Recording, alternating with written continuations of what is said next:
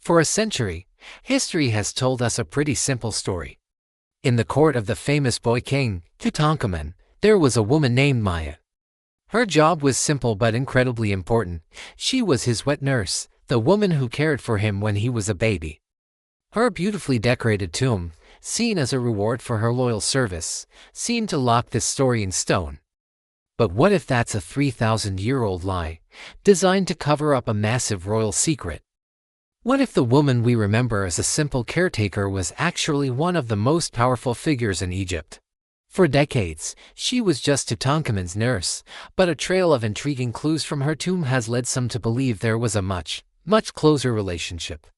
We're about to explore the controversial theory that the woman named Maya was actually his sister, and unpack why the royal family might have hidden a princess in plain sight. When Howard Carter rediscovered King Tut's tomb in 1922, the world went crazy for the boy king. Every little detail of his life was put under a microscope. And in the cast of characters surrounding Tut, Maya the wet nurse had a special place. In ancient Egypt, being a royal wet nurse was a huge honor. These weren't just servants, they were trusted members of the inner court, responsible for the health and survival of the future pharaoh. Maya seemed to fit this role perfectly.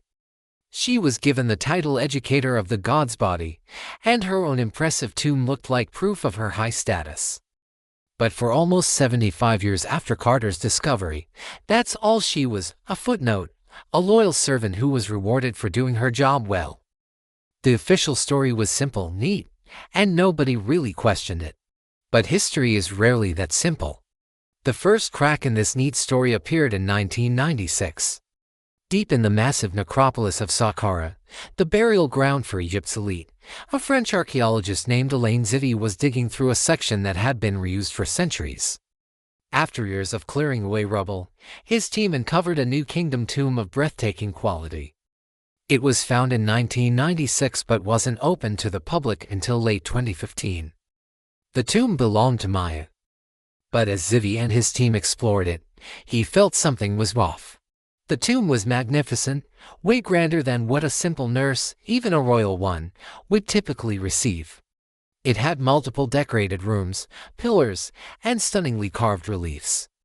This raised a huge question: was this just a very generous gift from a grateful king, or was it a burial fit for someone from the highest level of society, maybe even royalty itself?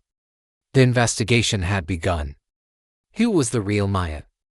This is where the story turns into a cold case, with Alain Zivy as the lead detective. He started piecing together clues that had been hiding in plain sight for 3,000 years. The first clue was in the faces carved into the tomb walls.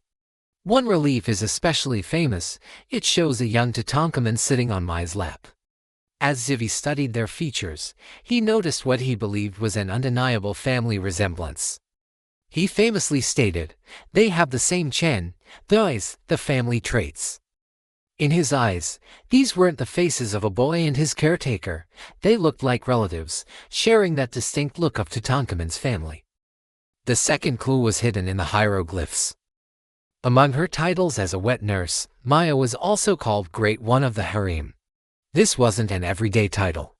It was reserved for a woman of the highest royal status, like a princess or a queen, far beyond the reach of a commoner. An inscribed piece of pottery found in the tomb even called her Mistress of Women, another major status boost. Why would a nurse have titles that were meant for the king's own family? The final clue, and a central part of this theory, is a name. Zivy and others have proposed that Maya might not have been her real name at all. They suggest it could be a nickname for a much more famous royal woman, Meriteten. Meriteten was the eldest daughter of the heretic pharaoh Akhenaten and Queen Nefertiti. This would make her Tutankhamun's older sister or half-sister. The theory goes that the name Maya, meaning beloved, was used to give her some level of anonymity in a politically dangerous time. This all leads to the biggest question: why? Why would anyone hide a princess by calling her a nurse? To get it, you have to understand the most chaotic and revolutionary era in Egyptian history, the Amarna period. Tutankhamun's father, Akhenaten, turned everything upside down.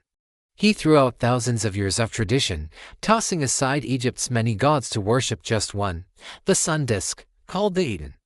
He moved the capital to a new city and basically declared himself the only person who could talk to this new god. This religious revolution threw Egypt into total turmoil.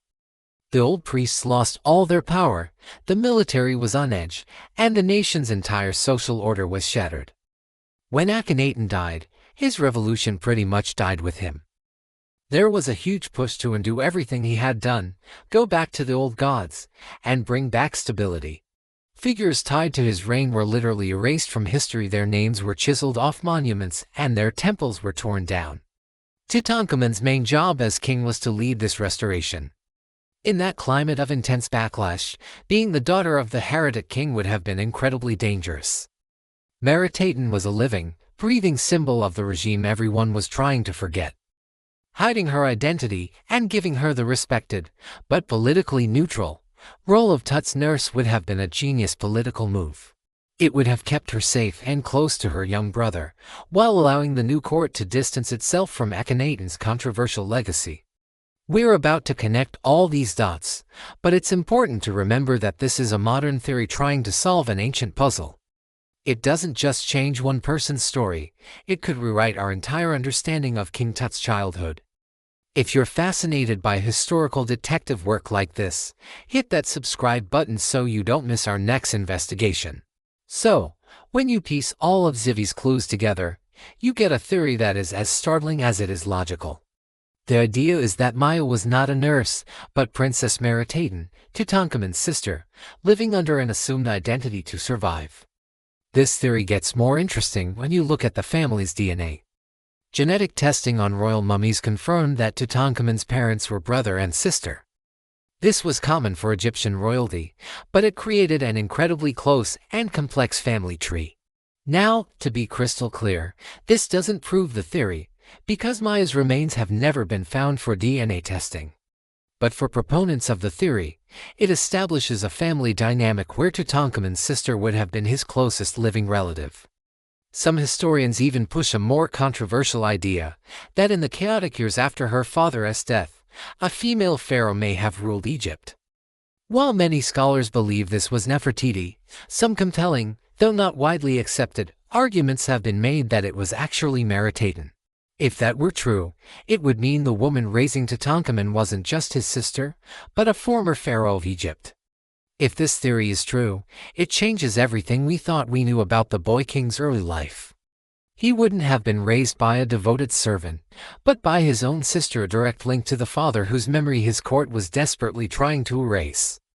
It paints a picture of a childhood filled with secrets, where the closest person to the king had to hide who she really was just to stay alive. The theory also offers an elegant solution to the mystery of Maya's magnificent tomb. It wouldn't have been a reward for a nurse. It would have been the rightful burial of a princess, the daughter and sister of kings. According to this interpretation, the tomb was built at Saqqara, far from the Valley of the Kings, as another deliberate move to keep her true status a secret even in death, though this is speculation. The fact that the tomb was later reused as a Ket cemetery just buried the truth even deeper for centuries.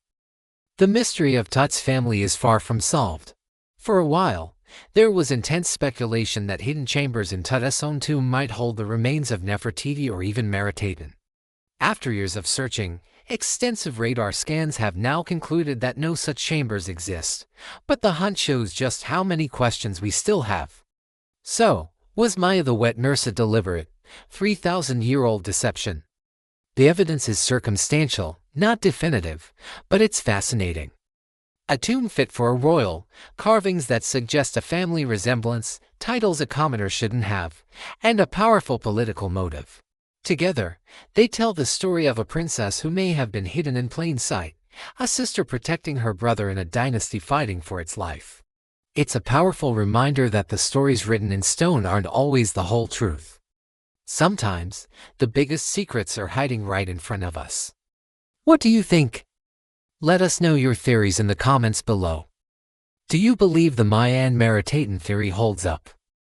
Don't forget to like this video and subscribe for more journeys into the secrets of the past.